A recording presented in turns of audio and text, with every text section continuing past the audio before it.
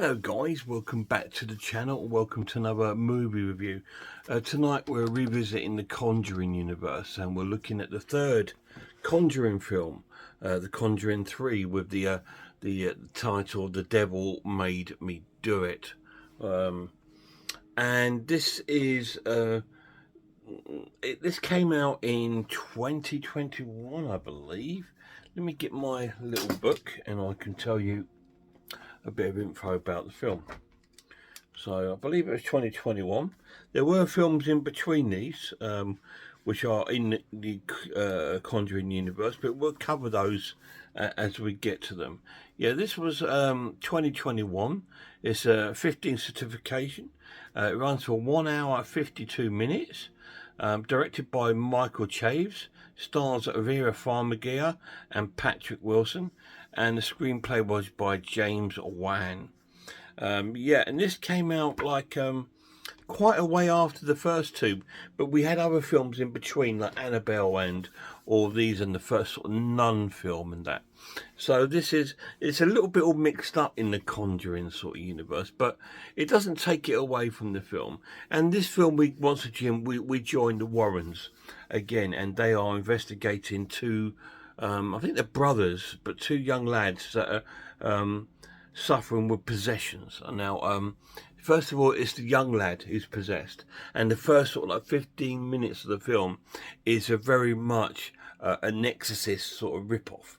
And we even get the famous Exorcist entrance to the scene, like in the film The Exorcist, in this, where the taxi pulls up and he gets out. So it's their little shout out to the Exorcist, and that's in this. And in The Boy is also being possessed, and we get the other lads saying, you know, choose me, just like the Exorcist. And then the demon swaps hands to the older lad, and then he comes possessed.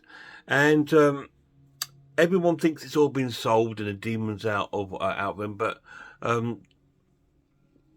the Warrens saw that the demon transferred over to the other lad, and they're trying to contact the police because the father of the Warrens, he suffered a heart attack during this exorcism, and he's in hospital, and he tells to get the police quick to the house because the other lads are going to put them in danger. And that this family are living in this sort of dog kennel with this other guy, and the older lad seems to start to see things in a different way. This sort of demonic possession start to take over him slowly. He wants to move out of town, and his girlfriend's quite reluctant, and he wants to sort of stay there. I mean, she wants to stay there because she's just got a job. And there's one scene where he's seen the owner of the kennel as almost like the demon, and pursuing him through the house, and then a fight breaks out and he stabs him. The young lad stabs this owner, and he sort of dies because he's possessed by this demon, and he kills this guy. And so he's gone to jail, and then there's a big court case going on. They're trying to prove him not guilty by a demonic possession, because he didn't know what he was doing. So then there's a case going to go along the line of like the exorcism of Emily Rose. So this almost takes chunks of different possession paranormal films and brings them into one little bundle. And I loved it. I thought it was really, really cool. I forgot how good this film was, because amongst all this, although there's a lot of similarities of so many films in it, it's really quite a disturbing one. It's one of the most disturbing of the Conjuring sort of franchise, and it does have like an oodle, bundles of jump scares throughout the film, and you feel sorry for pretty much everyone involved for it, because the people being killed, you feel sorry for them, you feel sorry for the lads because they're being possessed, and you feel sorry for the Warrens because they're trapped within this sort of like lifestyle, and they are struggling at this point. Like I said, he's had a heart attack, and of course Vera, that plays the female, she's still struggling with all the other sort of things that happened There's one scene where they go looking for these girls that have gone missing in the local town, and she sort of sees all these weird things, and it takes them to where the body was down in the river, and all these sort of strange sort of like coincidences are working up, and it pays a lot of stress upon the Warren family. And like I said, and it turns into like a bit of a court drama. It's a really well executed film and really cool. And it's the third one of the Conjuring. I think the other ones that we're going to be going into now will be the Annabelle stories and the Nun, because the first three, here's the Conjuring films. Then we got Annabelle's, and then we got the Nun. So we will look at those subsequently throughout the time. But I really did enjoy this one. I thought it was a really good sort of conclusion to the Conjuring story, because I think the other stories are now completely separate from the Conjuring. Although the same characters, the Warrens, it's completely different to the Conjurings. And it was really, really cool. I absolutely enjoyed it. So I'm going to score the film a great watch and give it an 8 out of 10, which is quite a high score for the film. I'll put it down in my book. It wasn't gory, but I did put it down as disturbing and suspenseful. So I'll put it down for that, and I scored it an 8 out of 10, which I think is a fair score.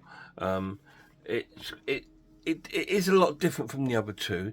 The other two have a lot more atmosphere in it because they're individual sort of storylines.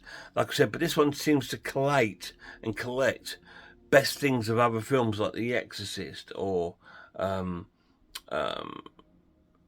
Horror or whatever. They snatch all the good bits and put them together, and they've come up with this third story. And obviously the exorcism of Emily Rose, like the court case. So there's all these little bits wandled together to make this quite compelling story. And it's only compelling because of the characters. They're all really well played and believable, and I do like the Warren characters, and I especially like Vera. I think she's absolutely lovely, and she's good to look at as well on the screen.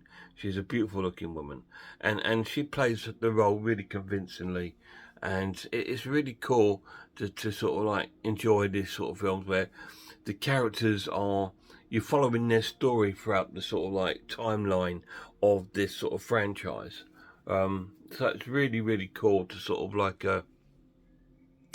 to really enjoy that third sort of like of that trilogy. Really enjoyed it. Conjuring, The Devil Made Us Do It. 8 out of 10. Any of you guys seen it? If you have, let me know down below what you think of it. I know it's quite a short review, this one, but there's not a lot to really say of it because it's not too different from the other Conjuring films. It's just a follow-on sort of story following this family of their investigations and their downfall. Like I say, he's got health issues and all this sort of thing, all brought on by these demons that they face. So sorry. And I am a bit tired, so that's another reason why it's not a long review. But it was a cracking film.